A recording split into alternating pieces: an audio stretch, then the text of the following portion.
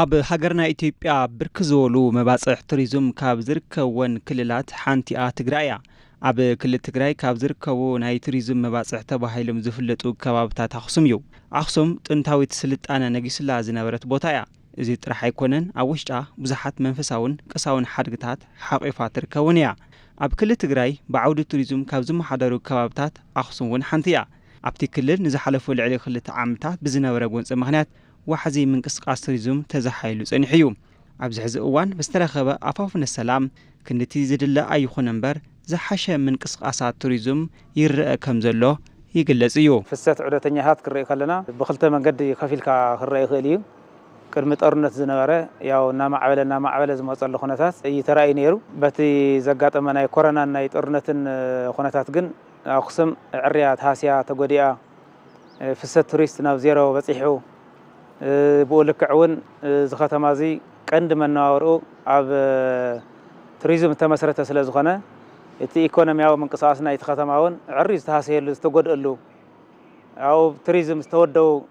ክፋላት ማሕበረሰብ ዝተዋታተነሉ ፍቆድኡ ስራሕ ዘርፊ ዝቀየርሉ ኩነታት ይተራእይ ነይሩ ማለት እዩ። ሕዚ ግን ያው እግዚአብሔር ይመስገን ክበሃል ዝከኣል እዩ ድሕርቲ ዘሎ ሰላም እዚ ዝሓሸ ኩነታት ስለ ዘሎ ኣብዚ ከባቢና ከምቲ ናብ ንቡሩ ናይ ምምላስ ኣዝማምያታት ኣለዎ። እቲ ቱሪስት ናብ ዝነበረ ኩነታት ናይ ምምላስ ኣዝማምያ በቲ ቅድም ዝነበረ ቁፅሪ ዋላ እኳ ይብፃሕ ግን ብዝሓሸ ደረጃ ግን እናተመሓሸ ዝኸደሉ ኩነታት እዩ ዘሎ ማለት እዩ። ከተማ ኣኽሱም ብቱሪዝም ዝመሓደር ከተማ እዩ ኢልካ ምውሳድ ዝከኣል እዩ። ተወሳኒ ናይ ኢኮኖሚ ምንቅስቃስ ብቱሪዝም እናተመርሐ ዝኸይድ ዝበዝሕ እውን ብቐጥታ ይኹም ተዘዋዋሪ ማሕበረሰብ ኣብ ናይ ቱሪዝም ምንቅስቃስ ተመስረተ ህይወት ዝነበረ ከተማ እዩ። ከምቲ ኩልና ንፈልጦ ቅድሚት ኩናት ምግጣሙ ብምኽንያት ኮሮና ሴክተር ቱሪዝም ከቢድ ሃስያ በፅሕዎ ዝነበረ ኩነታት ምዃኑ ንኩልና ንዝክሮ ጉዳይ እዩ። ከም ህዝብን ከም ማሕበረሰብ ኣኽሱም ድሕሪ እቲ ስምምዕ ውዕሊ ፕሪቶርያ ናብ ንቡር ንኽምለስ ዝለዓለ ሃንቀውታን ባህግን ዝሓዘሉ ተስፋ ዝሓዘሉ እዩ ኮይኑ ጸኒሑ። ኣብ ኣኽሱም ዘኒአ ሕዚ ናይ በጻሕቲ ዓዲ ፍሰት ብዝተወሰነ መልክዑ ጅማሮታት እኒአ እዩ። ምስቲ ጅማሮ እውን እቲ ኤርፖርት ካሊእ ምስ ዘኒአ ናይ ሰላም ኩነታት እውን ተተሓሒዙ ጅማሮ እኒአ እዩ። ከምቲ ዝድለ ምስቲ ኤርፖርት ምስርሑ ክመጽእ ኢልና ዝሓሰብናዮ ዝነበረ ፍሰት በጻሕቲ ዓዲ ግን ኣብዚኡ እቶ ዝበሃል ኣይኮነን ምስ ናይ ቀድም ተራእየ ተለኻ።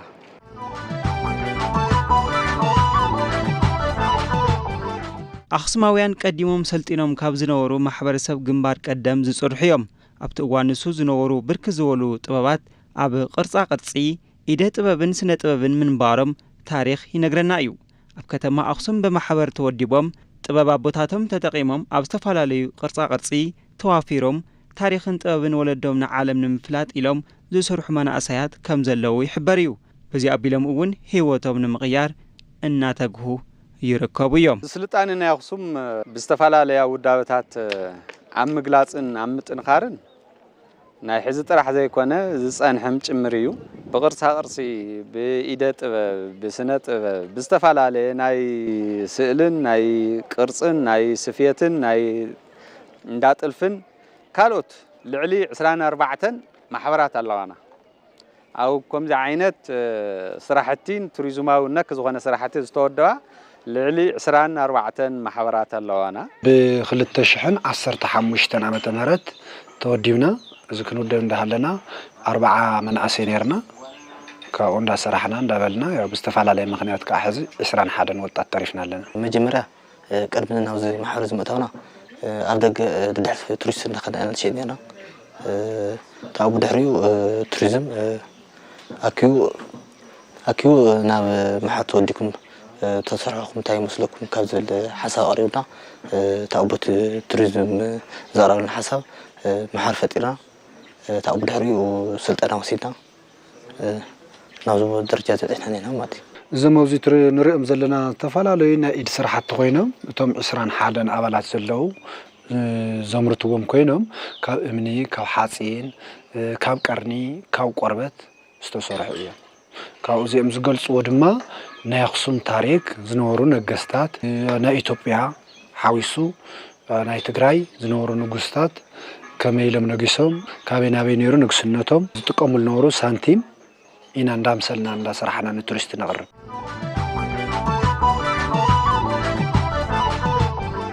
እዞም ኣብ ዝተፈላለዩ ዓውድታት ቅርጻ ቅርጺ ተወዲዮም ሰርሑ መናእሰይ ኣኽሱማውያን ብጥበቦም ሰርሕዎም ዝነበሩ ዝተፈላለዩ ኢደ ጥበባት ብምጥቃም ታሪኾም ኣብ ምፍላጥ እናሰርሑ ከም ዝርከቡ ይገልጹ እዮም። እዚኦም ክንሰርሖም ከለና ማለት እዩ ካብ መጽሓፍ ኮፒ እናገበና እናሰርሖም እና እዚኦም ኮፒ ገና ምስራና ማለት እዩ ታሪክ ንኸይጠፍእ ንኽጸንሕስ እዚ ዝተዋፅአ ገይረና እዚኦም ሲልና ንሰርሐሉ እቲ ምኽንያት እንታይ እዩ እቲ ታሪክ ናይ ኣኽሱም ብጽሑፍ ኣለንድዩ ካብ ብጽሑፍ ሓሊፉ ድማኒ ብምስሊ ከምዚ ገይሮም ይሰርሑ ከም ዝነበሩ ናይ ኣኽሱም ወለዲ ናይ ኣኽሱም ጥበባውያን ኢልና እቲ ናቶም ታሪክ ዋላ ከምቲ ናቶም ፐርፌክት እንተዘይኮይነ ኣምሲልና ንቱሪስት ነቕርብ ሓደ እቲ ጥበብ ጀነሬሽን ተረከብቲ ኮይና ንኻልኦት ሰባት እውን ንኸይጠፍእ ናሰራሕና ካልኣይ ከዓ ንሕና ብኡኡ ኑሮና ንመርሕ ማለት እዩ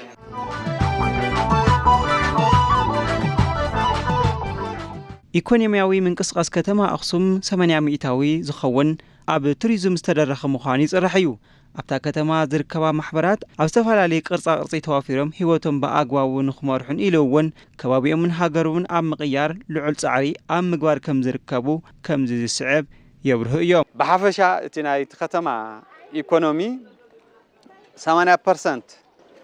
ናይቲ ከተማ ኢኮኖሚ ኣብ ቱሪዝም ተደረኸ እዩ። ሆቴሉ ግዝዑ ኣብ ቱሪዝም ተደረኸ እዩ። እተን ዘለዋና ማሕበራት ግን እዞም ናይ ቅርጻ ቅርጺ ኣለዉ፣ ጋይዳት ኣለዉ፣ እንዳ ጥልፍታት ኣለዉ፣ እንዳ ስእሊ ኣለዉ፣ ናይ ቱር ጋይዳት ኣለዉ፣ ካልኦት መኻይነ ካርየሙን ዝበልዑ ኣለዉ፣ እንዳ ቡና ኣፍሊሐን ዝተወሰነ ህይወተን ክመርሓ ዝኽእላ ተይቀረየ እውን ኣብኡ እቲና የን ኣለና። ስለዚ ብቱሪዝም ዘይተሓቕፈ ናይ ስራሕ ዘርፊስ ዳርጋ የለን ተተባሃለ ምግናነ ይኸውንን ማለት እዩ። እቲ ዝነበረ ኣኽሱማዊ ትውፊት ዝኾነ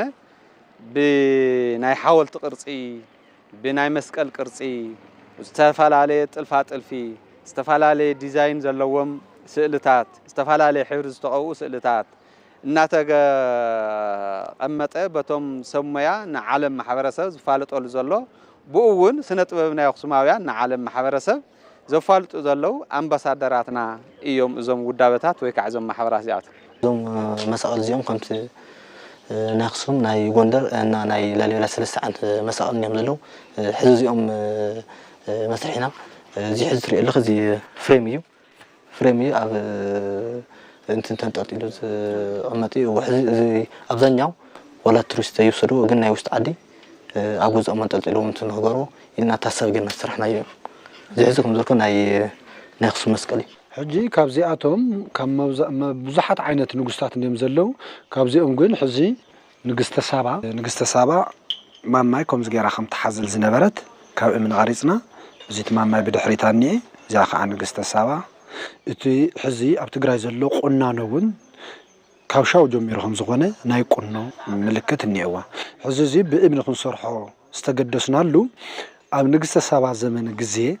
ናይ ፎቶ ናይ ጽሑፍ ስለ ዘይነበረ ናይ ሻው ዝነበረ ስልጣኔ ኣብ እምኒ ስለ ዝነበረ ብእምኒ ሰሪሕና ያለና ማለት እዩ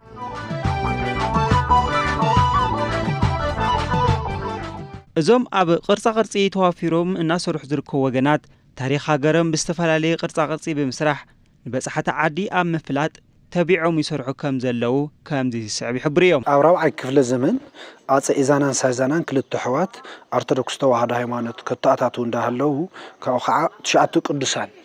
ኣባ ፍሬምናጦስ ኦርቶዶክስ ተዋህዶ ሃይማኖት ኢትዮጵያ ክስፋሕፋሕ ዝገበሩ ካብቶም 9 ቅዱሳን ዘእምነ እዚኣ ትርኢ ኣለኺ በዙይ ክትርኢ ኣለኺ ኖርማል እምኒ እያ ዘላ ኣብዚ ከዓ ሶም 9 ቅዱሳን እኒዩ ኣብዛ ክቢ እዚኣ ሕዚ እዚ ንትጻዓዱ ክንገልጸሎም እንዳሃለና ብጣዕሚ ይድነቁ ኣብዚ ዝኒኤ ቀረብ ኩሉ መብዛሕትኡ ቱሪስት እዩ ናይ ውሽጢ ዓዲ ቱሪስት ብዙሕ ኣይደፍሮን እውን እስካብ ሕዚ ብዙሕ እንታይ ክጠቕመኒ ይባህላ እዩ ቱሪስት ግን ገውንዮም መፅዮም ኣኽሱም ገውኒና መፂና ክንብል እንተኮይናስ ኣትሊስት ኣብ ኣኽሱም ናይ ኣኽሱም መስቀል እኳ ሕዝና ክንከደለና ኢሎም ናይ ኣኽሱም ዝኾነ ሓደ ጥበብ ሒዙ ይኸይድ ማለት እዩ ካብዚኦም ሓደ ወሲደ ክገልጸልኪ حزي the home of the ark of the covenant نقول ناي صلات موسى مونوريا برقت صلات موسى مونوريا بعينو زرؤية سبيلن أي الرأن أي التحزن أي دهسسن جن عفت صلات موسى مونوريا عصرت تأزازات له حزين إحنا زي سيلنا أم سيلنا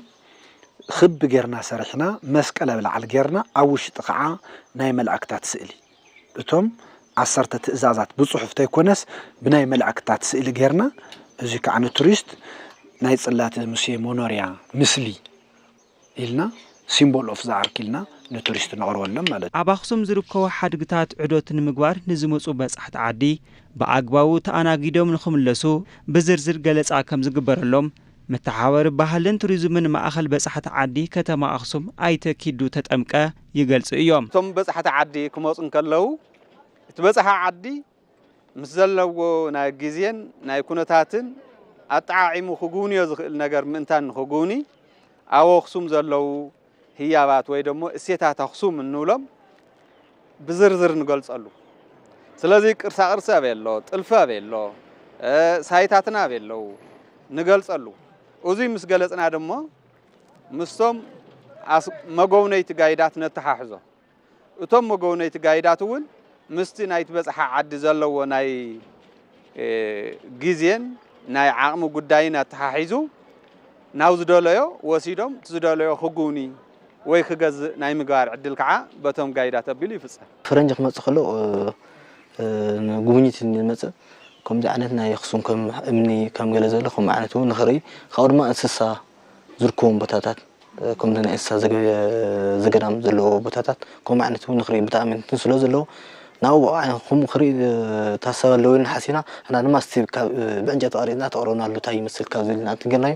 ደሞ ዕዳጉን ደስፋሊ ክመጽ خلو ብጣዕሚ ወስነ زم ابزي انه وصيت بملهم كاب انጨት ዝተሰርሑ ውጽኢት እዮም زم كاب انጨት ውጽኢት ክንሰርሖም ተለና ንሕና ኢትዮጵያውያን ብዙሕ ዝተፋላለዩ ብሄረሰባት ኣለዋ እዚ ተጀመርክ ሕዛባና ኩናማ ኣሎ ኢሮፕ ኣሎ ትግርኛ ኣሎ أو قصيل كتكرت تلخع أمارا أجو قصيل كتكرت تلخع أورمو نا قصيل كناودو كتكسل تلخع جنكا سرمي همر زبهالو زياتو منيو حزي معنا أن تجارو زجلس النيوزي زوقنا زيني أكي هم كم زقنا نعدتات ما كم زحاسلا زجلس مالتي قصيل خع نعدوا طرنت كما كم زشنفو زجلس والتحيزو مسقاشو مالتيو ناوزي اللعل كنبلت لنا خاعة نا عفار قرازو مانا أسي كم زعينت قلنا زي كعا أب سرمي دو إثيوبيا زركبا محبرسب أب خنفرن خمس جيران شخلة ناي عطرو تشكا خمس جيران أب خنفرن كم زمالا خاعة زجلسيو زي كعا ناي وراجي زون ناي رأسي تقنينا كم زعانات الشفافنا خمس شفنا أيو استفال عليه ناي إثيوبيا بهر برساس جلسوا يمزيهم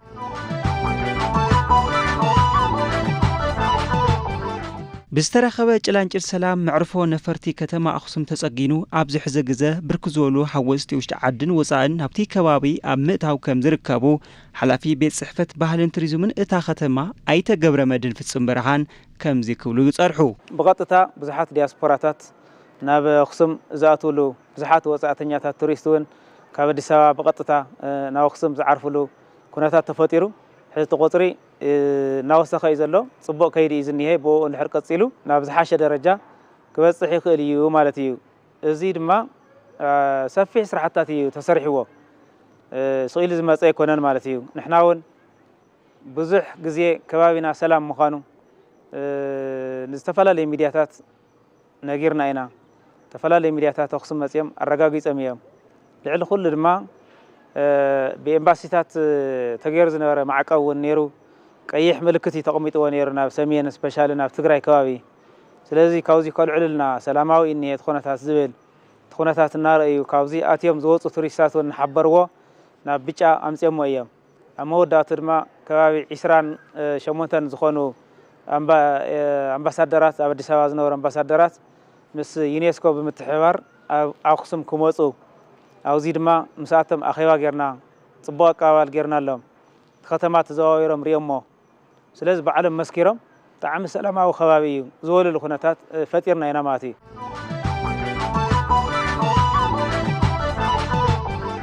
ጥንታዊትን ታሪኻዊትን ከተማ አክሱም መበቀል ስልጣነ መበቀል ስርዓተ መንግስቲ መበቀል ሃይማኖት መበቀል ሓድነትን ምክኣልን እያ ከምዚኦም ዝበሉ ስልጣነታት ኣብ ጓጓዓ ሒዛ ትርከብ ከተማ ንዞም ሓድግታት ዝምጥን ስራሕቲ ከም ዘይተሰርሐ ከንቲባ እታ ከተማ ኣይተ አበበ ብርሃነ ይሕብሩ እዮም እዛ ከተማ እዚኣ ጥንታዊትን ታሪኻዊትን ከተማ እያ መበቀል ስልጣነ እያ መበቀል ስርዓተ መንግስትነት እያ መበቀል ሃይማኖት ምክኣልን ሓድነትን እያ ኩሉ ትውፊት ኣው ዘሎ ኩሉ ትውፊት መበቀለው እዩ ስለዚ ክንዱ ዝኣክል ለሚዓደ እንተልና ከም ኣይኮነን ተሓቂ ብዙሓት ሓድግታት ኣለው ዞም ሓድግታት እዚኦም ገሊኦም ያው ቢዩኔስኮ ደረጃ ተመዝጊቦም ማሕበረሰብ ዓለም እውን ያው ምርምር ዘካይደሎም ሓድግታት ኣለው ገኒኦም ጋና ዘይተመዝገቡ ምክንያቱ ገና ዘይለምዑ ስለዝኾነ ገሊኦም ድማ ጉቡእ ክንክነ ምግባር እውን ከም ማሕበረሰብ ገና ለውጥ ዘይምፃናሉ ጉለት ዘለዎ ብዝግባእ ሓድግታትና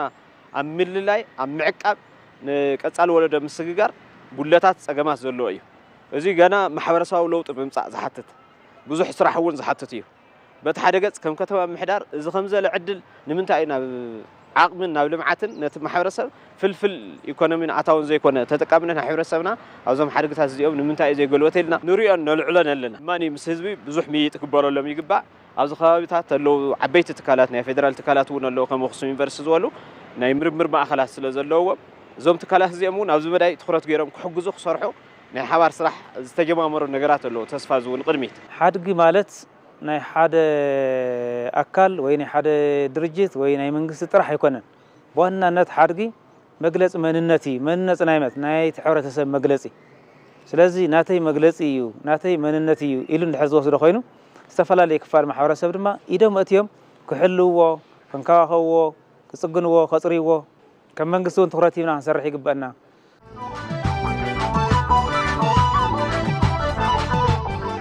ኣብ ስራሕቲ ቅርጻቅርጺ ዝነጥፍ መንእሰይ ኤፍሬም ገብረ ዮሐንስ መናእሰያት ብዘይ ተስፋ ምቁራጽ ኣብ ዓውደ ኢደ ጥበብ ይኹን ካልኦት ስራሕቲ ተዋፊሮም ብምስራሕ ንባዕሎምን ዓዶምን ክቕይሩ ከም ዝግባእ ከምዚ ክብል ይምዕድ ወለዝደሊ ነዚ መንእሰይ መቸም ሕና ኣብዚ ደረጃ እዚ ክንበጽሕ ከለና ካብ ዜሮ ተጊስና ኢና እናት መንእሰይ እውን ዘልዮ ባህሉ ንኽፍልጥ መጽኡ መጀመርያ ንዓና ኣብዚ ጎብንዩ ኣና ንማት ክሕገዝ ዝግባእ ነገር ክንሕግዞ ኢና እና ኣብ ጽቡቕ ደረጃ ክንበጽሕ ዝግመተሉ ህይወቶም ንምቕያር ሃገሮም ንምህዋጽ ኢሎም ኣብ ስራሕቲ ጥበብ ቅርጻቅርጺ ተወዲቦም ዝሰርሑ መናእሰይ ዝምልከቶም ኣካላት ኣላይ ሓገዝ ንኽገብሩሎም ይገልጹ እዮም መንግስቲ ክገብረና ዝግብኦ ናይ ልቓሕ እንተዘመቻቸውና ቀንቲ እንታይ ይባሃል ኣለና ወላ እስካዕ ሕዙ ንምክሩን ኣለና ኢና እስካዕ ዘይተሳኻእልናን ናፍቲ ናይ ልቓሕ ሓጊዙና ዝስራሕ እዚ ካብዚ ዝኔ ብደንብ ገና ክነዕዮ ታይባለና ንልቓሕ ተዘመቻቸውና ተስፋ ታሪክ እዚ ካብ ኣክሱማውያን ስልጣነ ጀሚሩ እስካብ ሕዚ ዘሎ ኣብ ትግራይ ዝገልጽ ታሪክ እዩ እና መጽኹም ክትዕድጉ እንተዚ ዓዲኩም እውን ንኻሊእ ሰብ ንኽተፋለጡ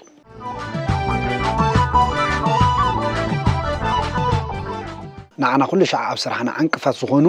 እዞም ስራሕቲ እዚኦም ብምልኦም ንሕና ሓደሽቲ እዮም ንሕና ቅርሲ ምሲልና ኢና ንሰርሕ እምበር ቅርሲ ኣይኮንና ንሸይ እዚ ንብረት እዚ ንሓደ ሓደ ቱሪስት ብክንደይ መከራ ይመጽእ ቱሪስት እሞ ብክንደይ መከራ ንሸጠሉ እሞ ኣብ ዝተፈላለዩ ኤርፖርታት ቅርሲ ክምሕዝኩም ትኸዱ ዘለኹም ተባሂሉ ይሕደግ እዞም ቱሪስት እዚኦም ካብ ኣብ ድሕረ ገጾም ኣብ ኣክሱም ዘለው ከምዚ ተወዲቦም ዝሸጡ ወጣት ሸጥዎ ቅርሲ እዩ ንሶም ይሸጡልና መንግስቶም ድማ ይሕድገና ስለዚ ኣይትግዙ እንዳተባሃለ ብዙሕ ንዓና ዕንቅፋት ይፈጥረልና እዩ እና ኣፍቲ ዝምልከቱ ኣካል ኣፍቲ ኤርፖርታት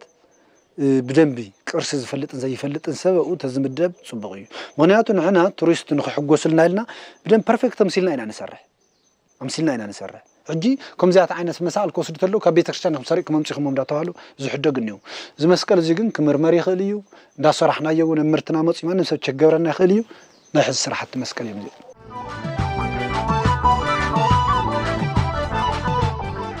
ከተማ ኣክሱም ኣብዚ ሕዚ እዋን ውሕስ ሰላም ካብ ዝዓሰሎም ካብታት ክልል ትግራይ ሓንቲ እያ በጻሕቲ ዓዲ ናብቲ ከባቢ ኸይዶም ዕደት ምግባር ከም ዝኽእሉን ዋላ ሓንቲ ጸገም ጸጥታ ከም ዘየለ መተሓባበሪ ባህሊ ቱሪዝም ማእኸል በጻሕቲ ዓድን ከተማ ኣኽሱም ኣይተኪዱ ተጠምቀ ወሲኾም ይሕብሩ እዮም። ኣኽሱም ማለት መሰረት ኩሉ ጥበባት ዓለምና እያ እንተልና ምግናነ ይኸውን ናይ ኣኽሱም ስልጣነ እውን ከመይን ብኸመይን ከም ዝተፈጸመን ከም ዝተኸወነን ንምግማቱ ወይ ከዓ ንምግላጹ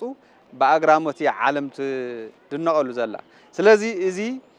ንኣሰራርሑኡን ንኣከባቢኡን ብጣዕሚ ረቂቕ ጥበብ ዓሪፍዎ ዝተሰርሐ ማህደረ ጥበብ ዝኾነት መካነ ቅርሲ ዝኾነት ኣኽሱም ከተማ መጺኦም ጎብንዮም ንኽኸዱ ፍጹማዊ ሰላም ዝዓሰላ ጋሻ ተቐባሊ ዝኾነ ህዝቢ ዘለዋ ከተማ ብምዃና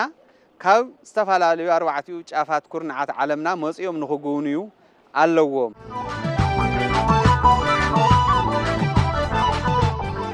ኢትዮጵያ በብርኪ ዓለም ካብ ትፍለጠሎም ናይ ቱሪዝም መባጽሕ እቲ ሓደ ከባቢ ኣኽሱም እዩ። ኣብዚ ከባቢ ዝርከቡ ብዙሓት ሓድግታት ንዓለም ኣብ ምፍላጥ ኩሎም ሚድያታት ሃገርና ጠመተ ገይሮም ክሰርሑ ከም ዝግባእ ሓላፊ ቤት ጽሕፈት ባህልን ቱሪዝምን እታ ከተማ ኣይተገብረ መድህን ፍጹም ብርሃን ኣብ መወዳእታ ካልፎ ዝኽእል መልእኽቲ ኣብዚ ዘለና ሽግርታ እዩ ኣኽሱም ልዕሊ ዓቐና ሓድግታት ዝሓዘት እያ ልዕሊ ዓቐና ክብሪ ዝሓዘት ታሪኽ ዝሓዘት ኩርዓት ኢትዮጵያ ኩርዓት ዓዲ እያ ግን ድማ ክንዲ መንነታ ክንዲ ክብራ ዘይዝረበላ ክንዲ ክብራ ፕሮሞት ዘይትግበር ክንዲ ክብራ ሽፋን ሚድያታት ዘይትረክብ ዓዲ እያ ትኸውን ዘላ ማለት እዩ ኣኽሱም ፕሮሞት ምግባር ማለት ኢትዮጵያ ፕሮሞት ምግባር ማለት እዩ ናብ ኣኽሱም ዝመጽእ ቱሪስት ማለት ናይ ወጻኢ ሸርፊ ኣብ ኣዲስ ኣበባ እዩ ዘሽርፎ ስለዚ ንሃገር እያ ትጠቅም ማለት እዩ ስለዚ ሓድግታትና ክፋለጡ ሓድግታትና ብዓለም ደረጃ ክቃልዑ ብዙሕ ቱሪስት ክመጽእ ስኻትኩምን ናይ ባዕልኩም እጃም ክተወፍዩ በዘጋጣም እዚ ክምሕፀነኩም ይደሊ